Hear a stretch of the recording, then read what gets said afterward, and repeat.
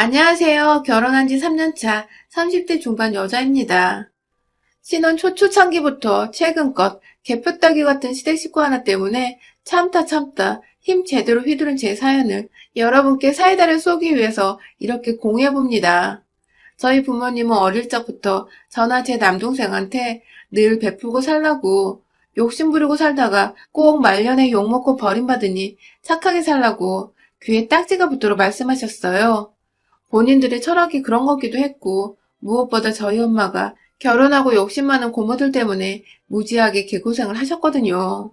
세상에. 결혼하고 시부모님 드린다고 준비한 뇌물을 둘째 고모가 홀라당 갖고 싶다고 때를 쓴 바람에 할머니가 사돈한테 받은 뇌물을 딸한테 줘버리는 어처구니 없는 상황이 벌어졌었고, 또 결혼하고서도 비슷한 시기에 엄마나 고모나 동생을 가지셨었는데, 그때도 아빠가 임신한 자기 와이프 주겠다고 사온 과일을 올케는 평소에 이런 거 많이 먹을 거 아니야 하면서 또 홀라당 자기 가방에 넣어 챙겨가셨대요. 남의 것과 내 것에 대한 기준도 없을 뿐더러 남의 것은 남의 것이 아니라 조르면 내 것이란 미친 생각을 좀 가지고 계신 분이었어요. 엄마는 결혼하고 나서 지금껏 늘 한결같이 자기 몸만 챙기라는 고모 때문에 만남 자체에 진절머리를 느끼셨고 중간에 몇 번 큰 소리가 오고 가다가 서로 결국 완전히 틀어지셨는지 저나 동생이 머리 크고 나서는 고모를 더 이상 볼 수가 없었어요. 어쩌다 고모 얘기가 나올 때면 달라지는 엄마의 표정에 대충 사이가 완전히 껄끄러우시구나 싶었죠. 상황이 이러다 보니 저만큼은 남동생의 와이프한테 그러지 말라고 또 제가 시집에 가서도 아닌 건 아닌 거라고 말할 줄 알고 살길 바라는 마음에 자주 말씀을 해주신 것 같아요. 도리는 하고 살아라고 말이죠. 그런데 에휴, 딸팔자는 엄마를 따라간다고 하더니 제가 결혼하고 나니 저희 집구석에도 고모 같은 인간이 하나 있는 겁니다. 아니, 신우이였으면 제가 엄마처럼 대판 싸우고 쌩을 진작에 까버리고 말았겠죠. 그런데 전 바로 시어머니 때문에 문제였습니다. 남편과는 동갑내기고 둘 다 결혼할 사람이 있었다가 한번 깨지고서 두 번째로 만난 인연이었습니다. 뭐 연애를 하면서 남편도 저한테 과거에 누구를 얼마나 만났었는지 털어놓길래 저도 솔직히 털어놨고 서로가 비슷한 헤어짐의 아픔을 간직하고 있었던 사실이 저희 두 사람을 더욱 끈끈하게 만들어주어 결국 결혼까지 이르게 했네요. 아무튼 그렇게 마냥 서로의 배경이나 집안이나 뭐를 따지지 않고 순수하게 좋아하는 마음으로 한 결혼이었습니다. 그런데요, 결혼을 하고 보니 남편네의 돈이 제법 많더라고요. 시아버님 집안이 대대로 지역 유지에다가 시아버님도 장사를 오래 해오시며 제법 모아둔 돈이 많으셨죠. 남편은 집안에 대해 말도 안 했고 저는 결혼이 한 번 깨졌었다고 하니까 오히려 하자가 있을 거라 생각을 했음에도 남편 하나 보고 시집 온 건데 정작 시집을 오니 시어머니는 저를 완전히 꽃뱀 취급을 하고 계셨더라고요.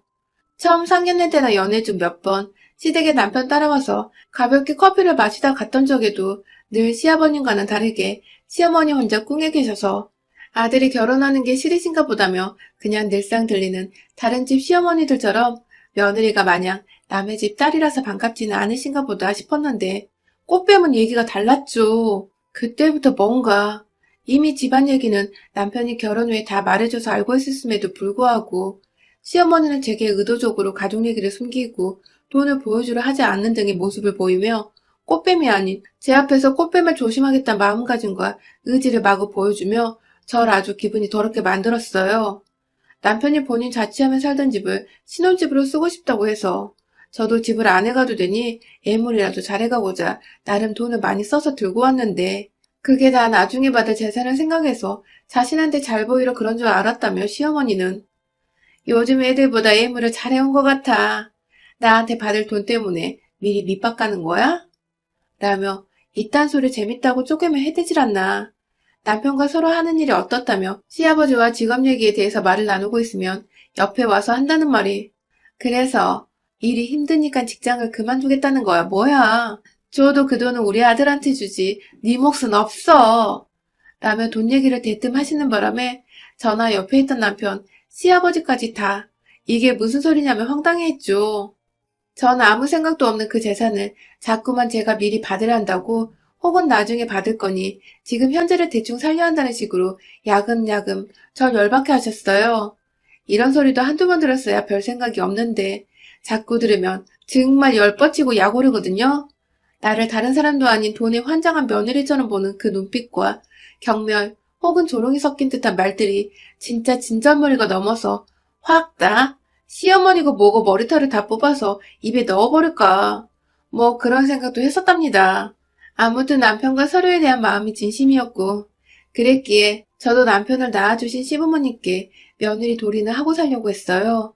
엄마가 늘 가르쳐 주셨던 것처럼 뭐 하나 나 혼자 꿍쳐두거나 욕심부리를 하지 않고 뭐든 좋은 거 있으면 시부모님 나눠드리고 시간이 되면 옆에 가서 말동무도 해드리며 사람이 사람답게 그냥 며느리는 며느리답게 시부모님 앞에서 애교도 부리고 아양도 떨며 사랑받으며 잘 지내고 싶었습니다. 큰 걸 바란 게 절대 아니었어요. 하지만 시어머니는 제가 집에 오기만 하면 경계에 눈초리를 하면서 제가 집에서 뭐가 필요하다며 슬쩍 가져가지는 않을지 혹은 자기 남편한테 애교를 부리며 용돈이라도 더 뜯어가려고 수수를 부리지는 않을지 늘 저의 뒤통수가 따갑도록 머리통을 노려보시며 제 뒤에 서 계셨고 화장실에 가는 길에도 저승사자 그림자 마냥 스르륵 저를 따라오곤 하셨어요. 혹여나 본인 시야에서 제가 사라지면 무슨 도둑이 이미 들었다는 것 마냥 며느리 애 어디 있는 거야? 누구 본 사람 없어? 하며 호들갑을 떠는 바람에 화장실에서 똥을 싸다가도 온 가족들이 다 저를 찾는다고 화장실 앞에 모인 적도 있었다니까요. 아주 미치고 팔짝 뛰겠더라고요. 그래도 뭐 이런 취급은 내가 시어머니를 안 만나면 안 보겠다 싶은 마음이 점점 들면서 저도 시댁을 찾는 발걸음을 좀 뜸하게 했습니다. 솔직히 그 사이사이에 남편한테 제가 시댁에서 시어머니한테 무슨 눈초리를 받고 어떤 소리를 듣는지에 대해서 털어놓은 적들도 있었고요. 그 바람에 남편이 저 대신 화를 내며 자기가 한 소리 해보겠다고 나서려는 걸 제가 옆에서 듣고 말려서 참고 넘긴 적도 있었어요. 제가 원했던 것은 그저 가정의 평화였지. 저 하나 때문에 모자 사이 갈라지고 막 주변에서 수군거리고 이런 꼴은 절대 못 보겠더라고요. 그렇게 한동안 시댁을 안 가고 제 정신이 좀 맑아져감을 느꼈던 어느 날 코로나가 차츰 심해지다가 너무 커지니까 완전히 시댁으로의 발길을 끊게 되었어요. 제 딴에는 저희 부부가 젊고 시부모님은 나이가 있으시니 시부모님 건강이 걱정되어서 조심하자는 생각에 발걸음을 줄이고 전화로라도 자주 안부를 드리려 했죠. 시아버님도 뉴스를 워낙 자주 보시는 분인지라 가족들끼리 안 만나고 연락만 주고받는 게 이 시국에 맞는 것이라며 동감을 해주셨어요. 하지만 시어머니는 절 볼 때면 늘 꽃뱀 며느리라는 듯 도둑년 보듯 쳐다보고 대했으면서 또 무슨 생각인지 눈앞에 잘 안 보이니 왜 집에 인사를 하러 안 오냐고 점점 닥달하고 보채기 시작하시더라고요. 이래도 욕먹고 저래도 눈치 보고 도대체 뭘 어쩌라는지 모르겠어서 화가 났지만 그래도 어머님이 날 마냥 꽃뱀으로 보는 게 아니라 그냥 친하고 살갑지만 않았을 뿐이지 내 연락을 기다리고 보고 싶어 하셨구나 싶어서 내심 의아하기도 했었습니다. 그래서 다음날 바로 시부모님 댁을 찾아갔죠. 두 손 가득 집안에서라도 잘 챙겨 드시라고 고기랑 과일, 해산물도 두루두루 챙겨갔고요. 하지만 그날도 역시나였답니다. 시댁에 들어가니 시어머니는 현관에서 신발도 안 벗은 저를 세워두고서는 자기들한테 얻어갈 돈도 넘쳐나는데 손에 그런 것들만 사왔냐고 마스크나 사오지 왜 쓸데없는 걸 사왔냐며 저보고 시부모한테 인색하고 돈 쓰기 싫어서 먹을 것으로 때우려는 인정머리 없는 애라더군요. 그 당시 마스크 구하는 거 정말 어려웠거든요. 정부에서 막 한 가정에 한 번씩 몇 번 그렇게 마스크를 나눠주고 있었을 때였고요. 그런 와중에 저한테 도대체 어디서 더 마스크를 구해오라는 것이며 본인들은 노인분들이라 구청에서 나눠주는 것도 더 있다고도 하셨으면서 기껏 찾아온 며느리한테 인정 없다는 소리나 해대시다니 정말 그 순간 내가 왜 또 시댁에 와서 이딴 소리를 사서 듣고 있나 싶어서 제 자신이 막 원망스럽고 미워 죽겠었어요. 그렇게 한 번 더 된통 당하고선 정말 다시는 시댁을 먼저 가지 말아야겠다고 굳은 다짐을 했고 정말로 한동안은 코로나 핑계를 대면서 안부 전화만 시아버지께 몇 번 드리고 말았습니다. 웬만하면 시어머니와는 전화도 대면하는 일도 없도록 나름 신경을 써서 외면하며 살았어요. 필요한 연락이 있으면 남편이 중간에서 알아서 차단을 해주거나 자기가 연락을 하곤 했으니 며느리인 제가 할 일은 딱히 없었죠. 그러다 이번에 코로나가 다시 심해지기 전에 시아버지께서 연락이 오셨더라고요. 그냥 안부를 주고받다가 어렵게 꺼내시는 말을 들어보니 본인들도 나이가 점점 들어가니 애들 목소리가 자주 듣고 싶다며 시엄마가 살가운 말을 못하더라도 며느리가 애교도 많으니 먼저 연락도 자주 해주고 안부를 주고받아보라며 그런 부탁을 제게 하셨어요.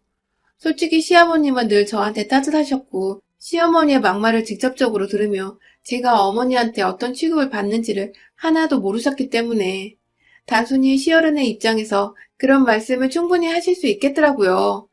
저도 제가 좋아하는 아버님께서 이렇게 먼저 말씀을 하시니 뭔가 내가 환영을 받지 못하더라도 아랫사람이니 어머니께 연락을 드려야 하겠다고 생각을 했죠. 큰 기대를 하지 않았지만 그렇다고 선택까지 받을 생각조차 하지를 못한 채 그냥 마음만 단단히 먹고 어머니께 연락을 드렸는데 아주 예상 밖이었습니다. 저한테 함께 장을 보러 가자 하시더군요. 요즘 자기가 허리가 안 좋아서 밖에서 장을 봐도 들고 오기가 힘들다며 차 있는 며느리가 오는 김에 장이라도 같이 보러 가자고 말씀을 해주셔서 전 솔직히 좀 놀랬어요. 의아했고요. 뭔가 밖에서 어머니와 함께 손은 못 잡더라도 팔짱이라도 끼며 전보다 친하게 지내게 되는 건가 싶은 기대감까지 들 정도로 저하고 뭘 같이 하자는 어머님의 말씀이 좀 놀랍고 반갑기도 했어요. 그렇게 어머님을 픽업하고서 근처에 있는 큰 이마트로 장을 보러 갔는데요. 가니 사람들이 꽤나 많더라고요. 코로나다 뭐다 해도 사람들이 바글바글 거리는 모습이 내심 겁이 나기도 했어요.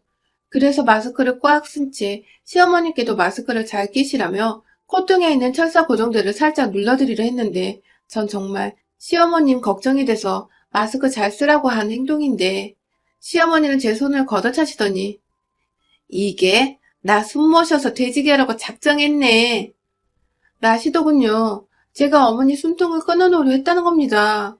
그 소리를 주차장에서 마트로 진입하는 엘리베이터 안에서 하셨는데 순간 주변에 있던 다른 사람들까지 어머님의 독한 말에 당황을 해서 절 흐끔흐끔 쳐다봤어요. 제 얼굴은 슬슬 붉게 타올랐고요. 쪽팔려서 말이죠. 그렇게 뭔가 시작부터 단추가 잘못 끼어진 것 같은 상황에서 어머님은 거의 침묵을 일관하시며 장을 보셨어요. 그런데 뭔가 너무 이상했어요. 당연히 함께 만들어 먹을 음식을 사러 온 줄 알았는데 어머님은 자꾸만 생필품들을 사기 시작하시는 겁니다. 샴푸랑 칫솔, 치약은 물론이고 의류 코너에 가서 속옷까지 색깔별로 사다 담으시더라고요. 할머니가 팬티에 브레이저까지 뭐 하자는 건지 모르겠지만 뭐 본인이 사고 싶으신가 보다 해서 지켜보긴 했는데 그 후로도 홍삼 세트에 피부관리로 화장품도 사시고 욕실에 필요한 곰팡이 제거제들부터 마지막에 들린 식품 코너에서는 급기야 소주를 한 달은 마실 것 같은 박스채로 사서 카트에 담으시더군요. 결국 카트가 모자라서 어머님은 손으로 드는 장바구니까지 2개를 더 챙겨와 본인 과자나 그날 먹을 저녁거리를 그제서야 담기 시작하셨어요. 나이든 노인한테 그걸 들게 할 수 없어서 제가 카트 끌면서 장바구니 하나까지 들고서 어디 몸에 이상 있는 사람처럼 겨우 이동을 해야 했고요. 순식간에 장본 물품들이 불어났고 계산대에 가보니 도저히 올려놔도 계산해야 할 것이 끊이질 않았죠. 뭔가 당한 것 같은 찜찜한 기분이 들었지만 설마 아니겠지 하며 서 있는데 카운터 직원이 카드 결제냐고 물어보더라고요. 그래서 어머님께 어머님 카드세요? 라고 물어보자 어머님은 나 카드 안 들고 왔어 라시더군요. 본인이 애초에 결제할 생각 일도 없는 절 마트에 데려와서는 온갖 쇼핑을 다 하시고는 결국 돈이 얼마가 나왔는 줄 아세요? 무려 동네 이마트에서 200만 원어치를 사셨답니다. 200만 원이요. 장 한번 같이 보러 따라 나갔다가 졸지에 200만 원을 결제한 전 정말 머리 끝까지 열이 뻗쳤고 그 와중에도 여전히 제가 머글이 못마땅하고 싫은지 곧 죽어도 고맙단 소리는 안 하시던 시어머니. 그런데 더 큰 문제는 시어머니가 절대로 배달은 안 된다며 직접 들고 가야 한다는데 이 많은 짐들을 봉지든 어디든 넣어야 하는데 도저히 손이 모자라 저 혼자는 상자든 종량제 봉투든 빨리 넣기가 힘들더라고요. 뒤에선 기다리는 손님들이 막 쳐다보고 있고, 그래서 졸지에 종량제 봉투까지 대량 한 묶음을 사서는 뒷자리로 와서 막 물건을 봉지 안에 담았어요. 혼자서요. 시어머니는 멀찌감치 떨어져서는 의자에 앉아 계셨고요. 얼굴은 내내 열이 받아 뻘개 있고 저도 제 감정을 잘 느꼈던지라 솔직히 웃음은 나오지 않았어요. 어느 누가 자기를 예뻐해주지도 않는 시어머니를 따라 장 보러 왔다가 200만 원 긁히고 기분 좋아라 하겠냐고요. 그렇게 속에서 천불이 난다며 내가 왜 이런 취급을 받고 있는지 모르겠다며 막 혼자 부글부글 거리는 와중에 시어머니, 아니 이 노망난 옆에 내가 슬금슬금 저한테로 다가오더니 도와주기는커녕 오히려 본인 기분이 더 나쁘다며 저한테 그러는 겁니다. 야 이년아, 네가 뭔데 표정이 그리 뾰루퉁해? 처음부터 우리 집 돈 보고 온 꽃 뺏는 주제에 그깟 200만 원 좀 썼다고 생색이야? 라고 말입니다. 처음부터 이 집에 돈 보고 들어온 꽃뱀년이라니. 꽃뱀이라니요.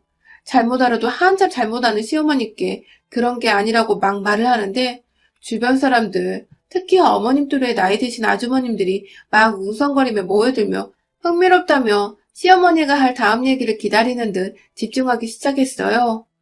그 와중에는 꽃 빼면 며느리 취급하면 안 돼야 하면서 시어머님을 무작정 옹호하는 할머니까지 있었죠.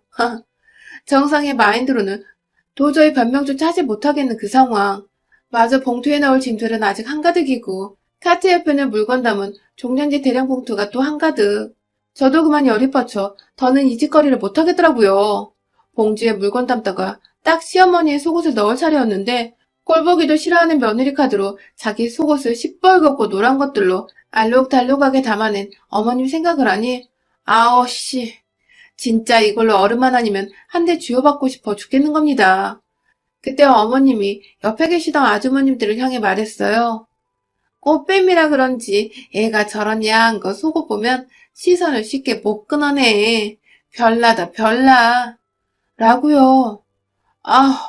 저는 못 참겠더라고요. 확 봉지에 넣으려던 빨간 팬티를 쥐고서 야 할망구야 꽃뱀 취급하다 저승길로 바로 가고 싶은 거야?